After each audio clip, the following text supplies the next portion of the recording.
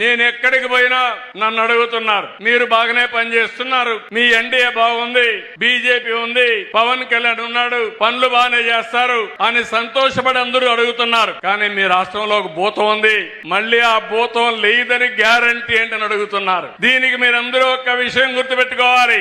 నేను ఆ రోజు అందరికీ చెప్పాను, ఈ భూతాన్ని పాతాళంలో కంట్రోల్ చేశాం, ఇంకా తిరిగి రాదని చెప్పాను. కానీ ఇక్కడ చూస్తే అరుంధతి సినిమా చూసారా మీరు? జ్ఞాపకం ఉందా మీకు? జ్ఞాపకం ఉంటే చేలి పైకెత్తండి.